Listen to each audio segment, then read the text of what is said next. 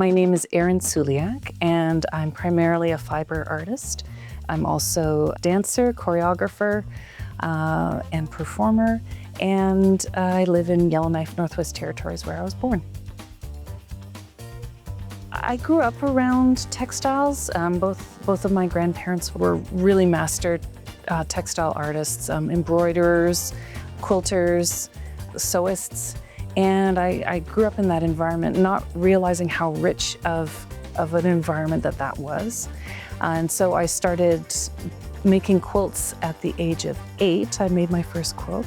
But really, it was around university when I started to dip into the idea of making contemporary quilts that actually told story, that actually were art pieces as well as being practical things. But since then, I've branched out into working with a number of different kinds of fiber. I love wool.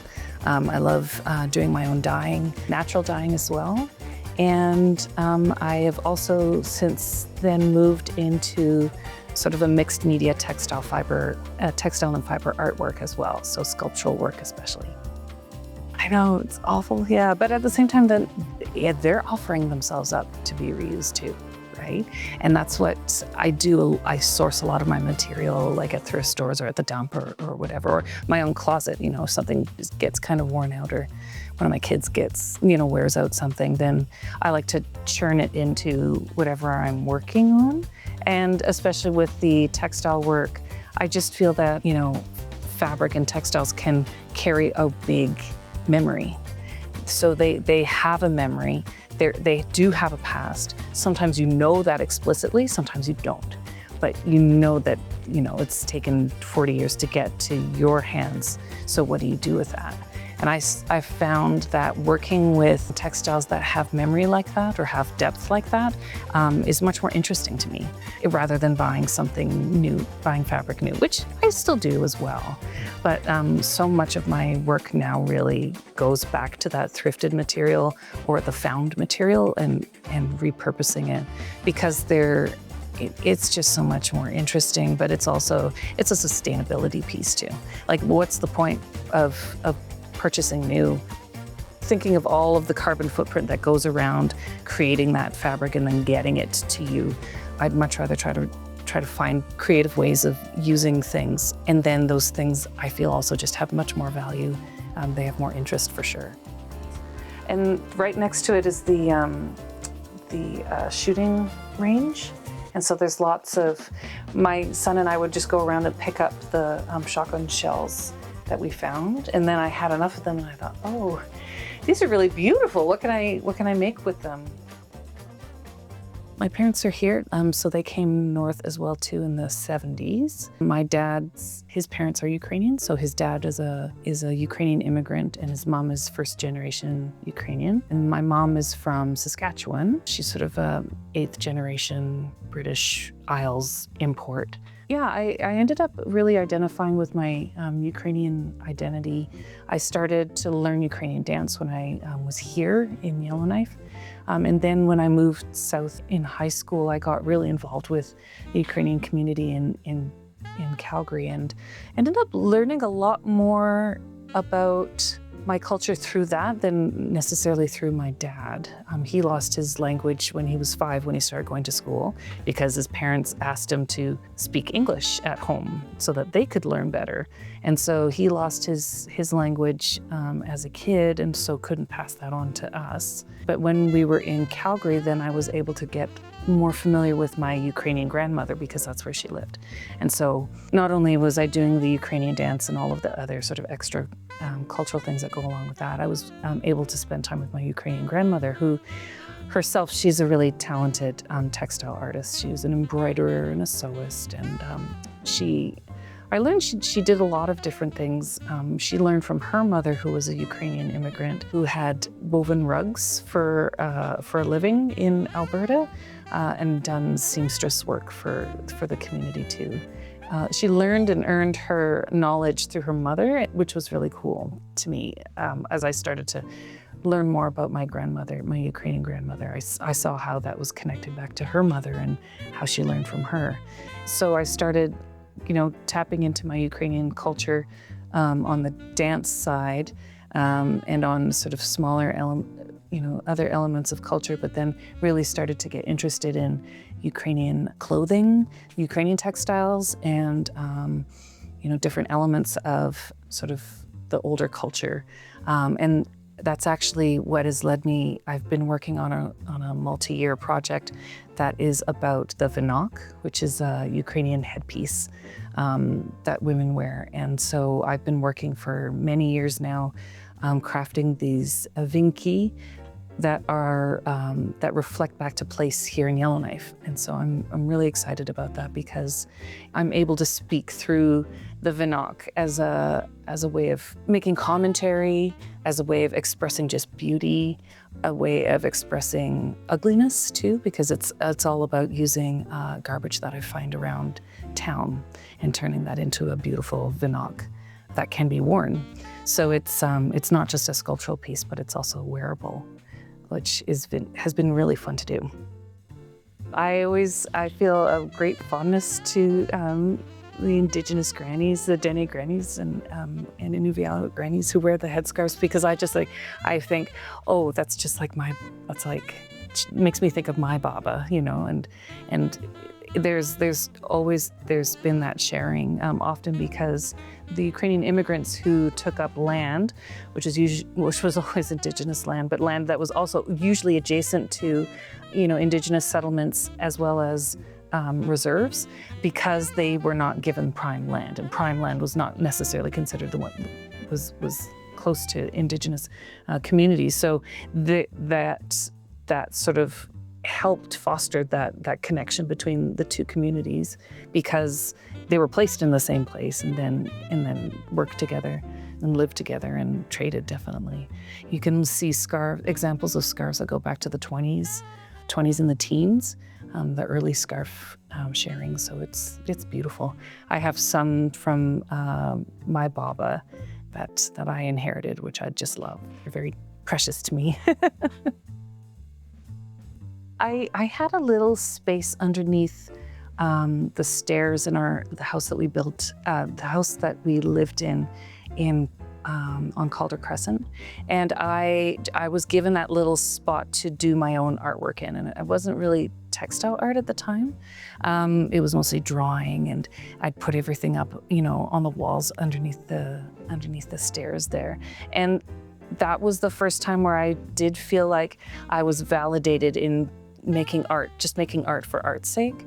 And so when I started to learn how to sew, that was through school at St. Joe's, and I had a lovely teacher who had it must have been a quilting club. I actually have it in the closet back there. It's a small hand sewn quilt. Really, you could tell that a kid made it, but I was really proud of it. And it reminded me a lot of the quilts that we had in our house, because my great-grandmother and my great-aunt would sew quilts for everyone in the family. So they would make these beautiful applique quilts, and everyone had one. If you got married or if a kid was born, they got a quilt. And it was a really large extended family, so I would always be comparing those quilts against the quilts that I had. And so just realizing that we were sort of steeped in textile art. My mom was really good at making costumes, especially for dance performances. She could make anything. And then just seeing the way that she was just so able to make whatever was needed just always fascinated me. And so I think it was coming from a group of people who just made what they wanted to make, and there was never any hesitation around it.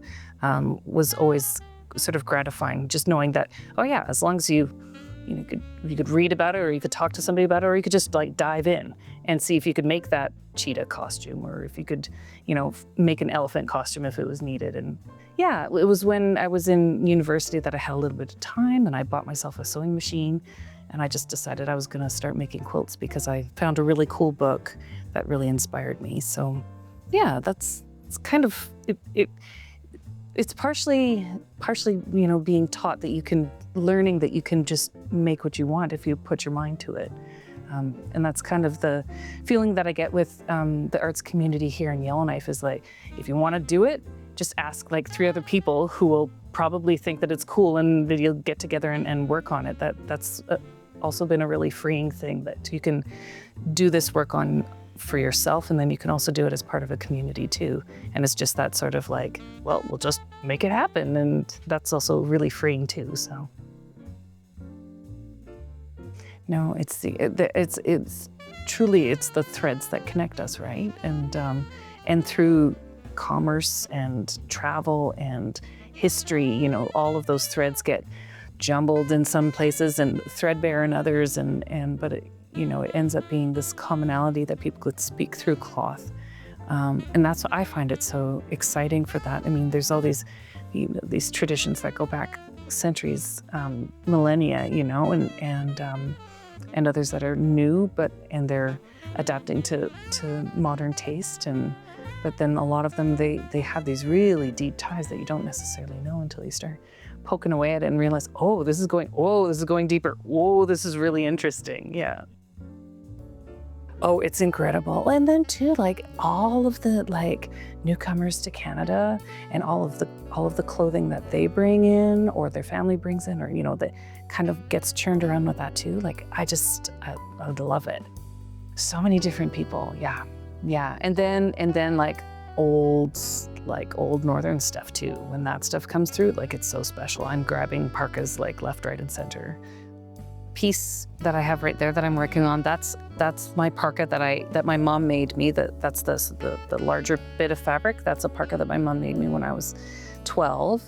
And then there's a lot of insets of like fabric that is from around that time. Like I've got my St. Joe's sweatshirt up there. Yeah, there's just a lot of different clothing that's represented in there that speaks to my childhood as well too. Like there's that plaid, which is a plaid skirt that I had when I was little, and yeah, each element has depth. That's the entire parka cover. Like that's what it looks like when you cut it apart. The only thing that isn't on there are like the ends of the sleeves, but everything else is there. So like, what does that look like? It's kind of like an animal, like harvesting an animal and cutting it open, and you know, what does a hide look like when you flesh it from the animal? That's kind of the same thing with this parka cover. I thought, oh, it makes so many cool shapes, like that Mother Hubbard shape. There's a lot of like gathers too, which I find kind of exciting because usually in quilts, you're trying to make things as flat as possible. Like you make everything flat and all the pieces are flat. Whereas this one that I'm working on here, I'm allowing that extra gathering, that sort of puffiness in the sleeves and in the bottom of the cover. And that's deliberate. You know, I'm saying, no, this isn't flat. It isn't, no, this isn't really, I mean, it's a quilt, but it's just using sort of the notion of a quilt to communicate other things. I have sewn a bit. I sew more costumes or put together headpieces. So we often have like, you know, belts or hats or necklaces that we wear, and I've been doing a bit of renewal of some of the costumes that needed a bit of renewal in our group. So that's been a lot of fun. You know, putting together, you know, color combinations that are meaningful, using new fabrics, but looking back to old sources, and that's been a really interesting thing too. You know, what is a reasonable example of this kind of hat, or what's a reasonable example of this kind of necklace? And that's been really fun this year. I've been doing more work on little small pieces of costume, more like the accoutrement, but it's been really nice because I've been really getting into like Ukrainian culture has a lot on women's jewelry and adornment. In the past was a really important part of culture, because basically the women wore the wealth, and that happens in a lot of cultures, right? So the way that expresses itself in Ukrainian cultures, these stacks of beads and these coins and the metal and coral, like old coral beads had a lot of value. And so you have this tradition of you see these women during in their wedding photographs with just these stacks of jewelry, of necklaces on themselves. And I've been able to explore that a bit too in the recent work that I've been doing for myself, because I basically crafted myself my own costumes to wear. So that meant, making sure that I had a nice, an appropriate blouse, and making the blouse if I didn't have it, and making the necklaces if I didn't have them, and making sure that I had the ribbons if I didn't have them. So that's been a lot of fun too, because it's always about referring back to past examples and then thinking of them in new ways. So the show that we recently did at NAC was for the Aurora Ukrainian dancers, and they've been around for over 40 years here in Yellowknife. And I used to be part of that group too when I was a little kid. It was my first formal foray into learning about Ukrainian culture beyond the food. And so Elsie Maricuza was the first teacher, and her daughter, Donna Marie Willette, took on the group after Elsie moved and retired. And so Donna Marie has led that group for almost 30 years. And I've taken it on now after she's retired, after a really long time there. And so I've been involved for a few years, just sort of co-teaching or helping on the side, and now sort of stepping up and doing more of that work. And that's so much fun, because I love putting on theater shows. It's such a pleasure. It's really rewarding. It's fun to be I love performing, but I also love doing the background work. So whether that's like putting together scenery, costumes, figuring out special effects if we need them, writing the script, picking all of the music, doing the choreography, and then stage managing the show is just a lot of fun. It's like a challenge to see how smoothly you can make it run. Even though with kids, it's never gonna be perfectly smooth. It's a lot of fun though. And so, yeah, we just finished doing that show, and that's been really rewarding too, to give back to the community, because the Ukrainian dance community has given me so much throughout my life, and it's just wonderful to be able to turn back to the source of how I started to learn about my culture and about Ukrainian dance, and feed it into the very same group. It's just been wonderful.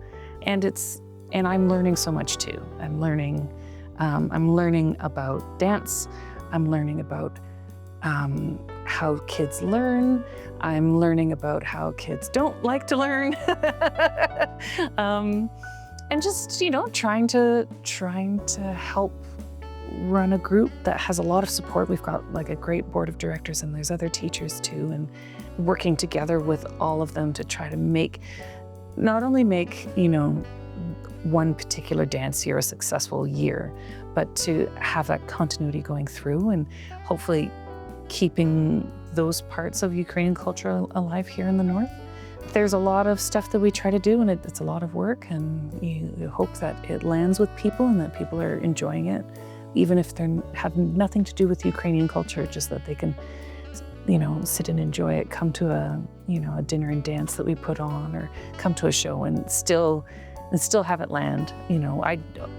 This year I tried to put in a few sort of Easter eggs for those who know Ukrainian or Ukrainian culture a little bit deeper. So if people were paying attention, they would have, heard some in jokes, or they would have seen something represented on the stage that not everyone would pick up on. So I try to make it accessible for everybody, and then rewarding, especially for people who know the culture.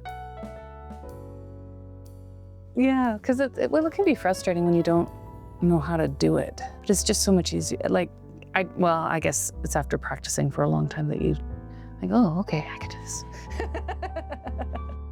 When I was a young person, I was a dance nerd. I danced. That's what I did. That was my thing. It was incredibly rewarding. And then, I went to university. I didn't do a degree in dance. I decided to go to find out to see if I could be an academic, and that wasn't very rewarding. But around that time, I started thinking, I really want to create art, like art other than the transient art that is a dance performance. A dance performance. And that's part of the beauty of it, and that's why I love stage performance and performance out in the wild, is that it only lasts for that second and it's gone, and unless it's recorded somehow. But often the whole point is that it's performed and it's gone. And I started to feel that I wanted to work in a mode, I wanted to express myself in a mode that actually stood still, that you executed in it, then it lived as a thing. And so I think it's because of, I can only imagine that part of it is because I marinated in textile arts as a kid through people on both sides of my family. That textile arts is where I ended up starting to express myself. And first it was working just on techniques. So, okay, I want to learn how to spin. I want to learn how to yarn. I want to learn how to dye yarn. I want to learn how to dye wool. I want to learn how to dye fabric. But then it's like, oh, those are all the techniques. Well, what happens with it? And I felt like I wanted to say something, but I never knew what it was. Sometimes you don't know what it is you want to say, but just be ready. Like, just learn techniques until you know what it is that you want to say. Do it until, you finally have a concept that you want to put across, whether it's an abstract concept or a really firm concept that you want to communicate out. Learn techniques until you figure out how it is that you want to speak. I just feel really gratified that the way that I like to speak is through textiles, and that in that way, they're approachable. That approachability is a little deceiving because sometimes it could just be what it is on the surface, but often it is something much deeper than that. And so what makes it deeper? Maybe it's the form that makes it deeper.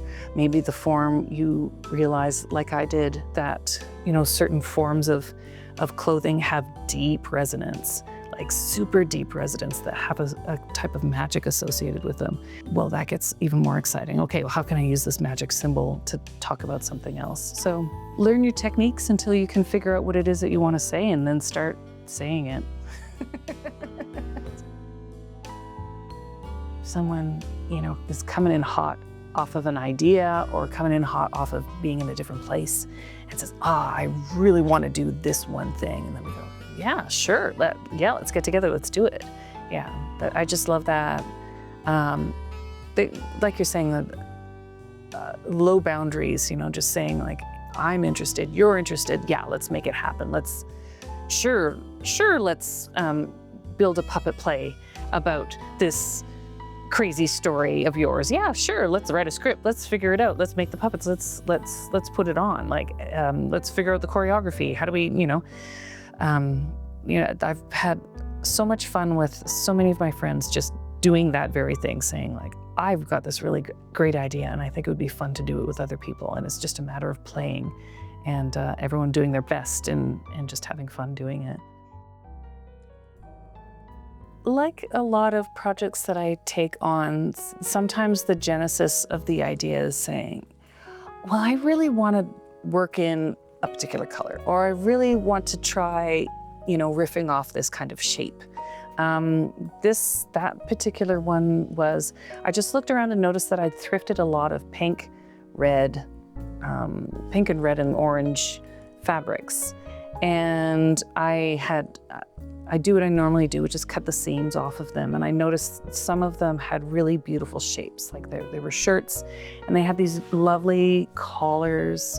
I keep on rubbing the, they have these lovely collars that made these beautiful shapes. And I thought, well, okay, how can I highlight these found shapes that are coming out of these garments that I'm thrifting?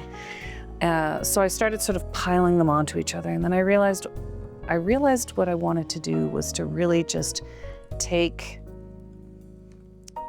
that color scheme, that warm color scheme, and just dial it up as far as I could and layer as much as I could onto it. And I decided that I wanted to work with a a particular kind of symmetry, not a hard symmetry, but at least one that was sort of pleasing to the eye. And so I realized, oh, well, there's this beautiful, sorry, I'm trying to think of the word. This beautiful lace that I was also finding, and just like wild pink, like bright colors. And I thought, okay, I'm gonna cut apart this lace. I'm gonna cut apart all of these garments, and I'm gonna just start layering in. And then the challenge was working with applique, which is a real pain in the butt. Like it's a really, it takes a lot of time. I did it almost all by hand. So almost that entire piece was done completely by hand, except for a couple seams. And the rest was just all hand stitched. So starting in with a base layer, layering on top of that, finding a pattern to sort of wheel around that. So it was both just like a challenge to myself to work in a particular color scheme. It was a challenge for myself to work with shapes as I received them through these reused fabrics. And then just to learn, it was kind of like it's not a master class in learning applique, but it was a master class in learning the patience of how to do applique and how to do it properly so that everything, lies relatively flat and looks pretty much equal. That was a few, I'd say at least 2 or 3 years working on that piece, just because it was so time consuming, and I could only, it's hard to work on in the middle of the winter without a whole bunch of really good lighting. So yeah, and then the patience, just saying, okay, I have to have patience if I work on this piece. I can't work on it if I'm frustrated. So that's what I found really interesting about working in textiles sometimes, is your mental state and your emotional state as you're working on it translates itself in what ends up happening in the piece. So that one, I had to be calm and cool and collected whenever I was working on it. And I feel that really comes out because it's carefully done. And I'm really proud of it. I just love it. And it's very impactful. I love how it glows. To me, that's when you finish a piece, and then it's whether it actually or figuratively glows to you. You know what I mean? Like where you have a work where you're like, I made that, and this is just awesome, and I'm really proud of it. And it's not only is it doing the things that I wanted it to do, it's starting to do other things because of what it's making other people think about. So I really, again, that's one of the lovely things about textiles, is that we all wear textiles, we all sit on textiles. It's all so familiar, so everyone's got an in to that. You may not have an in to oil painting because you may not do any painting on your own, but you certainly wear a shirt and you wear pants. And guess what? Those shirts and pants are represented in these pieces too. So it's just, I love the accessibility of it too. Yeah, and I think, well, in that piece it was, I named it Lush, and that's kind of the feeling that I had about it, is that let's layer this color on the color on the color on the color, and that had that saturation really build. It wouldn't have been as interesting if I'd had a cool element in there, or a neutral element, like a huge amount of a neutral element. It's really just about how do these colors vibrate off of each other. And sometimes they wouldn't, and I'd be like a little disappointed. So it was really about finding things that had like tonal differences or color differences that would bounce off of each other rather than meld into each other, A lot of it has to do with just interest. It's funny you mentioned, I wrote an article for a quilting magazine about how to thrift and how to use thrifted material, and part of it, because it's so natural to me, and I think it's really natural to certain generations of people that have been using thrift stores for their clothing or for other reasons, for art, whereas some people just never do. It's just, maybe it's a bit, I think it's a generational thing sometimes. And I kind of broke it down, and I figured, well, sometimes I just have a goal. Like I I'm working on something and I'm looking for a gray lace. All right, that's my goal. But because we live in a place where there's fewer choices, it makes it almost easier to thrift, because if I had a wealth of choices all of the time, I don't know what I would do with myself, and it wouldn't be healthy. Like I already have a collection as it is, but I find I look for something that interests me, that usually has to do with where it's from and what type of textile it is. I usually try to go for natural textile, so I try to avoid polyesters and synthetics as much as I can, except for, for example, when you want some lace and you really want, like, sometimes it's just synthetic lace, you're not gonna get anything other than that. So the quality too, because there is such a surfeit of fabric out there and of clothing out there. Sometimes it's about finding, I'm just looking, for example, at different, I think after thrifting for so long, I have a good vocabulary of like how old a pattern is, how old a particular fabric is, and what's interesting, because I know that they're hard to find. So in the piece that's on the wall over there, there's a blue floral fabric, and it's from an apron of my Baba's, and I love it because it's such a great, it looks like a retro, because it is a retro fabric, but the quality of that cotton is just out of this world. It's a beautiful cotton, and they don't make cotton fabric like that anymore. So part of it is, and it's often just in interesting patterns. I mean, a lot of what I have sort of laying around are just interesting patterns that I know would contrast really well with other things. And then sometimes, these sort of Chinese brocades, I know they're never silk, they're some synthetic, but because I have an idea of using them in something else, I'd have to reinforce it, probably put interfacing behind it to strengthen it if I was going to use it in a quilt, because they're so delicate. So some of them, I take them under, I take them with a caveat, knowing that I'll need to do something with it to manipulate it, to have it work in certain pieces. But yeah, color, pattern, quality, and interest. Yeah, no, it's true. A lot of, like, I've got some new stuff in here. Yeah. And traditionally it was wool. Okay. Like they were wool, but now they're just made out of a synthetic, right? Like a polyester or whatever. And that's fine. But I also I buy from Ukrainian women in Ukraine who are selling these hutskas, and some of them I purchase to sew with, and a lot of them I just purchase just to wear, and it's supporting Ukrainian women whose husbands are soldiers, and it's a pretty grim story, but they too are kind of have an excess of fabric and clothing too that they're trying to repurpose, and there's definitely an interest with the diaspora. People are really reclaiming their little hutskas and wearing them a lot more now. Yeah. I would say, well, we're so lucky now that we've got all of these video tutorials online. Like, I can't even imagine what I would have tried doing if I'd had video tutorials like there are now.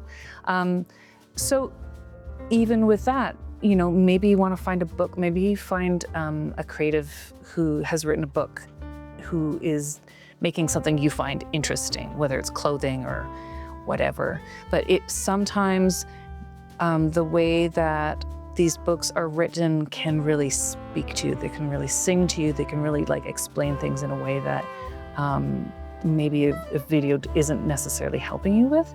It's sort of like a paired idea of using video tutorials finding a book that speaks to you. The reason why I got into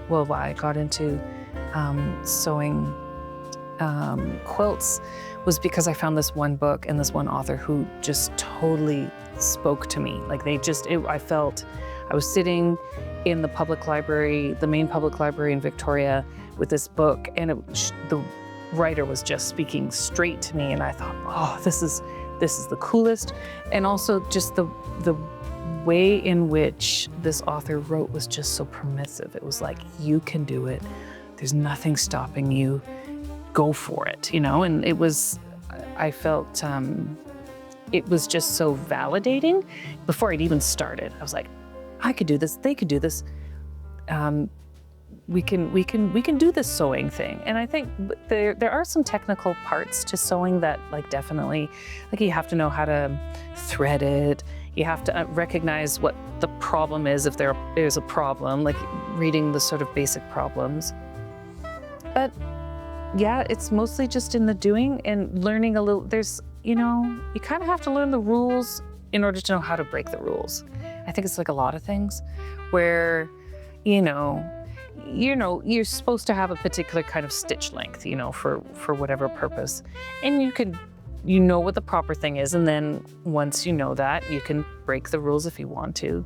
I find sometimes what I need to do is when I sort of get stuck in a rut with sewing, I need to just look at people's work, and it's artistic work and not, I don't really sew garments. Some people love that, and it's super rewarding. I've made a few garments. I've got a whole box of garments that I haven't sewn. But what I find really interesting is when you seek out somebody else's work and they're using, in my case, they're using a sewing machine to do what it is that I know that they're using a sewing machine. So you try to kind of take it apart. Like, how did they do this? And what were the techniques that they were using? Oh, they did some kind of weird applique. Oh, cool. How do you do that weird kind of applique? And it's kind of just in learning new techniques. That's one of the great things about Yellowknife too, is that the Quilters Guild and the Yellowknife Guild of Arts and Crafts have brought up so many experts to run workshops here. So you end up learning from such a wide community of amazing makers, and that has been such a blessing, because I'm not going to go all the way down south to take a workshop, but if someone's coming up there, I will take the workshop to find out what they have to teach, because there's always something new. So yeah, I'd say learn what the basics are. Sometimes it's with a book, or you find a really good online tutorial, and then just give her. Yeah. And often using natural fabrics instead of synthetic fabrics that's one of the reasons why I source natural fabrics, is because they're much easier to sew with. So why would I cause myself pain and agony trying to sew a certain thing if I can avoid it? But having said that, I incorporate lots of awkward fabrics in my stuff now, but partially because I know how to wrestle them. Or at least I try to wrestle them. I try to leave myself cookie crumbs too. I have a bin right over there that is currently just singing to me, and sometime this weekend I'm gonna pull it out and start working with that fabric, because I just kind of put them together and I thought, oh, this fabric pull is really exciting. I don't know what's going on here. I don't know what I'm gonna do with it, but the colors, I think it's usually color that I first start to get excited about, and then the rest of it, the shapes are what come next. Unless it's a piece that's more